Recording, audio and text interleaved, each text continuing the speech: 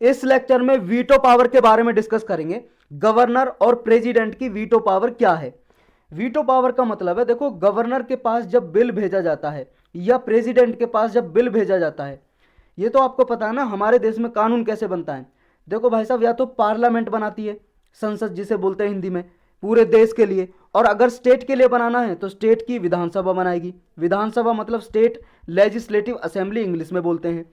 तो ये लॉ बनाने का प्रोसीजर ऐसा है, जैसे पार्लियामेंट बनाएगा तो लोकसभा और राज्यसभा में से पास होगा, और जब प्रेसिडेंट के पास भेजा जाएगा, प्रेसिडेंट साइन कर देंगे तो कानून बन जाएगा, पूरे देश में लागू होगा। और अगर स्टेट गवर्नमेंट बना रही है तो एक स्टेट में लागू होगा। स्टेट की जो लेजिस्लेटिव असेंबली है, उसे विधानसभा भी बोलते हैं हिंदी में, वो बनाएगी। अगर किसी स्टेट में स्टेट की लेजिस्लेटिव काउंसिल है यानी कि विधान परिषद, तो उसमें भी भेजा जाता है, दोनों पास कर देती हैं। फिर गवर्नर के पास भेजा जाता है, तो गवर्नर जो स्टेट के होते हैं वो साइन कर देते हैं, तो वो कानून बन जाता है। जब तक वो कानून नहीं बना है तब तक वो बिल है। जब कानून बन गया, इंग्लिश में एक्ट बोलते हैं, कानून, लॉ या एक्ट। बिल का हिंदी में मतलब है विधेयक, और एक्ट मतलब कानून या लॉ। तो जब प्रेसिडेंट के पास आता है, गवर्नर के पास बिल आता है, तो उसके पास कुछ पावर होती है, अथॉरिटी होती है, उन्हीं को बोलते हैं वीटो पावर, कि वो बिल को पास कर दें, अपना साइन कर दें, या बिल को विद होल्ड करके रख लें, अपने पास रख लें, बोल दें कि भाई साहब मैं अपने पास रख रहा हूँ इसे, या उस पर कोई एक्शन ना लें, पॉकेट वीटो हो गई, कोई एक्शन ना लें, या फिर वो बिल को दोबारा भेजें रिकंसिडरेशन के लिए। तो ये जो वीटो पावर हैं, इनके बारे में डिस्कस करेंगे इसमें हम। अभी रिसेंटली न्यूज में क्यों है? न्यूज में इसलिए है क्योंकि देखो रिसेंटली तमिलनाडु जो असेंबली है, यानी कि तमिलनाडु की विधानसभा है, जो लेजिस्लेटिव असेंबली की बात कर रहे हैं, उसके जो अध्यक्ष हैं, स्पीकर, उन्होंने कुछ ये कहा कि भाई साहब जो गवर्नर के पास जब बिल भेजा जाता है तो उनके पास कुछ टाइम फ्रेम होना चाहिए कि कितने टाइम में वो अपनी असेंट दें या ना दें, या रिटर्न करें बिल को, या अपने पास ये पावर भी है गवर्नर के पास कि वो बिल को प्रेसिडेंट के पास रिजर्व करें। तो ये कितना टाइम फ्रेम है, ये हमारे संविधान में लिखा नहीं हुआ है, कॉन्स्टिट्यूशन में, इसलिए ये प्रॉब्लम आती है। देखो जब बिल भेजा जाता है प्रेसिडेंट के पास कि कितने दिन में साइन करेंगे, कितने देर में, कितने घंटे में, ये हमारे संविधान में, कॉन्स्टिट्यूशन में कुछ भी नहीं लिखा हुआ है। इस वजह से ये समस्या आती है, प्रॉब्लम आती है। तो यही बोला है स्पीकर ने कि इसका कोई टाइम फ्रेम होना चाहिए, बाइंडिंग टाइम फ्रेम, कि इतने टाइम के अंदर अंदर गवर्नर अपना डिसीजन दें। और ये भी इसमें हाईलाइट किया है स्पीकर ने, गवर्नर के रिगार्डिंग ये हाईलाइट किया है कि जो गवर्नर होते हैं वो बिल पे देखो बैठे रहते हैं, कुछ असेंट ही नहीं देते, विदाउट असेंट, और बिल को वापस भी नहीं करते, रिटर्न भी नहीं करते। देखो अगर बिल को वापस करते हैं, वो रिटर्न करते हैं, तो हाउस क्या है, दोबारा से रिकंसीडर करेगा, दोबारा से भेज सकता है। लेकिन भाई साहब वो इनडेफिनेट पीरियड के लिए बैठे ही रहते हैं बिल पे, कुछ जवाब नहीं देते। क्योंकि देखो कॉन्स्टिट्यूशन में सिर्फ इतना लिखा हुआ है कि एज सुन एज पॉसिबल वो अपनी असेंट देंगे, यानी कि जितना जल्दी पॉसिबल हो सके इतना जल्दी वो अपनी सहमति देंगे, असेंट देंगे, साइन कर देंगे, लेकिन टाइम फ्रेम नहीं दिया हुआ। नेक्स्ट ये कहा है जो गवर्नर है वो कई बार तो महीनों ले लेते हैं बिल को प्रेसिडेंट को रिजर्व करने के लिए। देखो गवर्नर के पास एक ये भी ऑप्शन है, जैसे विधानसभा, मान लो स्टेट की विधानसभा है, विधानसभा है जो लेजिस्लेटिव असेंबली, वो अगर बिल को भेजे गवर्नर के पास, तो गवर्नर क्या है, उस बिल को ना प्रेसिडेंट के पास भी भेज सकते हैं। ये पावर है अंडर आर्टिकल 200 गवर्नर के पास। तो इसमें कई बार बहुत महीने ले लेते हैं गवर्नर प्रेसिडेंट को भेजने के लिए। पहली बात तो खुद ही बैठे रहते हैं बिल पे, यानी कि बैठने का मतलब है कुछ जवाब नहीं देते, कुछ के हमने विदहोल्ड कर लिया या रिकंसीडर करेंगे या रिजेक्ट करेंगे कुछ भी। और इसके बाद 1-2 महीने बाद, 2-3-4-5-6 महीने बाद वो भेज देते हैं प्रेसिडेंट के पास। अब इसमें टाइम लगता है, लेकिन कॉन्स्टिट्यूशन में ऐसा लिखा हुआ है सिर्फ कि इमीडिएटली वो भेजेंगे अगर प्रेसिडेंट के पास भी रिजर्व करना चाहते हैं किसी बिल को। लेकिन ऐसा होता नहीं है, इमीडिएटली तुरंत होता नहीं है, क्योंकि टाइम तो दिया नहीं हुआ कितने टाइम में। नेक्स्ट है कि इसकी वजह से क्या है, जो लेजिस्लेचर है और गवर्नर है उसकी अथॉरिटी, देखो लेजिस्लेचर है, जो लेजिस्लेचर की बात हो रही है, पार्लियामेंट या स्टेट की जो लेजिस्लेटिव असेंबली होती है, विधानसभा, उनकी अथॉरिटी एक तरह से कम होती है, इरोड होती है।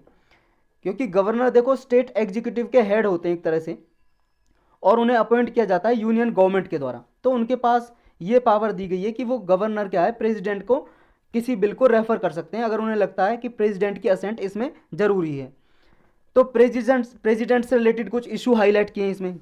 जो स्पीकर की बात कर रहे हैं अभी हम, जो स्पीकर हैं तमिलनाडु के, उन्होंने प्रेसिडेंट के रिगार्डिंग ये बोला है कि देखो जब प्रेसिडेंट विद होल्ड करते हैं अपनी असेंट को, कि वो अपनी सहमति नहीं देते, बिल पे साइन करके नहीं देते, वो विदहोल्ड कर लेते हैं। विदहोल्ड का मतलब है कि वो ये कह दें कि मैं भाई साहब अपने पास इस बिल को रख रहा हूँ कुछ समय के लिए। टाइम भी निर्धारित नहीं करते कितने समय के लिए, कुछ भी नहीं, उनकी मर्जी है कितने समय के लिए रखें। तो विदहोल्ड करके जब रख लेते हैं तो उसका कोई रीजन नहीं देते, कारण नहीं देते। और जब रिटर्न करते हैं बिल को, जैसे मान लो बिल भेजा, पार्लियामेंट ने भेजा पास करके प्रेसिडेंट के पास, तो प्रेसिडेंट अगर रिटर्न कर देते हैं, मान लो वापस कर देते हैं, तो ये रीजन भी नहीं देते कि किस कारण से आपने रिटर्न किया है बिल। तो उन्हें रीजन भी देना चाहिए, और विदहोल्ड क्यों कर रहे हैं, रिटर्न क्यों कर रहे हैं, इन दोनों का रीजन देना चाहिए, ये स्पीकर ने बोला। देखो ये अपना क्या है, वीटो पावर के रिफॉर्म के लिए आप ये क्वेश्चन में लिख सकते हो जो स्पीकर ने बोला है, जैसे मेंस में क्वेश्चन आ जाए तो। नेक्स्ट इन्होंने ये बोला है, देखो जो हाउस है उसकी हेल्प करे, ताकि अगर वो रीजन देंगे, जैसे मान लो प्रेसिडेंट ने बिल रिटर्न किया और बिल विदहोल्ड कर लिया और उसका कारण दिया कि इस वजह से किया है, तो उस बिल में मान लो जो हाउस है यानी कि लोकसभा और राज्यसभा, उसे दोबारा से इनेक्ट करने के लिए, दोबारा जब बिल को दोबारा से रिकंसीडर करेगी, दोबारा से पास करेगी, तो जो कमियां बताई हैं ना प्रेसिडेंट ने, उनको करेक्ट कर सकती है अगर प्रेसिडेंट रीजन बताएं तो। ये बोला है स्पीकर ने तमिलनाडु की असेंबली के। अब पढ़ते हैं रिलेटेड एग्जाम्पल, कब कब ये वीटो पावर ऐसे यूज की गई। देखो स्पीकर की कमेंट है इसमें कि देखो बिल पास किया एक तमिलनाडु असेंबली ने सितंबर 2021 में। ये बिल था जो नीट का एग्जाम होता है ना मेडिकल स्टूडेंट्स के लिए, जैसे एमबीबीएस करने के लिए, डॉक्टर बनने के लिए जो अंडर ग्रेजुएट का नीट का पेपर होता है, तो ये बोला कि स्टेट के पास ये पावर हो कि वो एग्जाम्शन मिले तमिलनाडु को, कि उसके जो स्टूडेंट्स हैं उनके लिए वो अलग से क्राइटेरिया रखे कॉलेज में दाखिला लेने के लिए, एडमिशन के लिए, नीट का एग्जाम से ना हो एडमिशन। अभी क्या है, ऐसा प्रोसीजर कर दिया ना सेंट्रल गवर्नमेंट ने कि एक ऑल इंडिया लेवल पे, जैसे आईआईटी का एग्जाम होता है, ऐसे नीट का एग्जाम पूरे ऑल इंडिया लेवल पे होगा, और इसी में स्टेट के या सेंट्रल लेवल के इंस्टीट्यूट है, उसी एग्जाम से ये सारी जो ये हैं मतलब सीट खाली होती हैं भरा जाएगा, मतलब एमबीबीएस के स्टूडेंट्स का दाखिला इसी से होगा एडमिशन। लेकिन तमिलनाडु के स्टेट गवर्नमेंट ने ये बिल पास किया ताकि उन्हें एग्जाम्शन मिले, लेकिन इस पर गवर्नर का कोई रोल ही नहीं है, मतलब कोई डिसीजन नहीं लिया अभी। जो तमिलनाडु की असेंबली है भाई साहब, उसने देखो 2018 में एक बिल पास किया 7 प्रिजनर को रिलीज करने के लिए। देखो कैदी थे 7 कैदी, वो राजीव गांधी जो हत्या केस था, असैसिनेशन का मतलब है हत्या, उन्होंने राजीव गांधी की जो हत्या हुई थी उसमें वो इन्वॉल्व थे, केस उन पे क्राइम का केस चल रहा है, यानी कि क्रिमिनल है, ऑफेंडर है, वो अपराध किया उन्होंने, ऑफेंस किया है, तो उन्हें रिलीज करने के लिए एक बिल पास किया। लेकिन जो ये बिल लाए, रिजोल्यूशन पास किया, ये रिजोल्यूशन गवर्नर के पास भेजा गया, लेकिन गवर्नर ने भाई साहब 2 साल से ज़्यादा हो गए हैं लेकिन कोई एक्शन नहीं लिया इस बिल पे, क्योंकि हमारे संविधान में तो ऐसा लिखा ही नहीं हुआ है ना कि इतने टाइम के अंदर गवर्नर अपना साइन करेंगे, डिसीजन देंगे, असेंट देंगे। तो 2 साल से इस बिल पे बैठे हुए हैं रिजोल्यूशन पे। जनवरी 2021 में सुप्रीम कोर्ट ने भी कहा भाई साहब देखो ये डिले होता है ना, मैं इससे अनहैप्पी हूँ, यानी कि नाखुश दिखाया सुप्रीम कोर्ट ने भी कि ये डिले जो है ये सही नहीं है। फरवरी में देखो गवर्नर ने बिना किसी कोई कॉल लेते हुए जो ये कहा कि इस बिल पे क्या है, रिजोल्यूशन पे कंपिटेंट अथॉरिटी कौन है, प्रेसिडेंट है, उस रिजोल्यूशन की बात कर रहे हैं। देखो जो 7 प्रिजनर थे ना, ये 7 प्रिजनर राजीव गांधी केस हत्याकांड है जो हत्याकांड केस, उसमें जो कैदी थे उनको रिलीज करने के लिए तमिलनाडु की गवर्नमेंट ने ये रिजोल्यूशन पास किया। लेकिन 2 साल बाद ये गवर्नर ने बोला कि ये भाई साहब इस पे डिसीजन लेंगे प्रेसिडेंट, और मैं इसको प्रेसिडेंट के पास भेजता हूँ इस रेजोल्यूशन को। 2 साल के बाद बताओ ये बोला गवर्नर ने। तो ये इतना टाइम जो लगता है, इसी के कारण स्पीकर ने ये बोला कि वीटो पावर में कुछ रिफॉर्म हो, रीजन दे, ये सब कुछ बोला। तो अभी वीटो पावर कैसे एक्सरसाइज करते हैं गवर्नर और प्रेसिडेंट, और कौन कौन सी वीटो पावर है इनके पास, तो ये डिस्कस करते हैं। देखो वीटो पावर जो प्रेसिडेंट के पास है वो आर्टिकल 111 यानी कि 111 के अंदर दी हुई है, 111 के अंदर। जो आर्टिकल 200 है ये है गवर्नर की पास पावर, गवर्नर के पास पावर ये है, इसके अंदर आर्टिकल 200 के अंदर ये पावर है गवर्नर की। अगर मान लो स्टेट की विधानसभा ने, स्टेट लेजिस्लेटिव असेंबली ने कोई बिल पास किया, तो वो बिल को प्रेसिडेंट के पास भेज सकते हैं, यानी कि किसी बिल को प्रेसिडेंट के पास रिजर्व कर सकते हैं, ये पावर है। और भी पावर दी गई है इसमें। आर्टिकल 200 ये बोलता है कि बिल को रिजर्व कर सकते हैं कंसीडरेशन के लिए, यानी कि कंसीडरेशन के लिए भेज सकते हैं किसी बिल को, असेंबली ने जैसे पास करके दिया विधानसभा ने, तो विधानसभा के पास दोबारा भेज सकते हैं, ये गवर्नर के पास पावर है। देखो गवर्नर के पास एब्सोल्यूट पावर भी है, यानी कि एब्सोल्यूट वीटो। तीन तरह की वीटो होती है, एक तो एब्सोल्यूट वीटो, सस्पेंसिव वीटो और पॉकेट वीटो। तो एब्सोल्यूट वीटो और सस्पेंसिव वीटो तो है गवर्नर के पास, लेकिन पॉकेट वीटो नहीं है। पॉकेट वीटो नहीं है, यानी कि इंडेफिनेट पीरियड के लिए नहीं बैठ सकते वो, यानी कि उन्हें असेंट तो, सहमति तो देनी ही पड़ेगी कभी ना कभी। पॉकेट वीटो नहीं है। हाँ, लेकिन तीनों पावर प्रेसिडेंट के पास हैं, ये तीनों, एब्सोल्यूट पावर भी, सस्पेंसिव पावर भी और पॉकेट वीटो भी।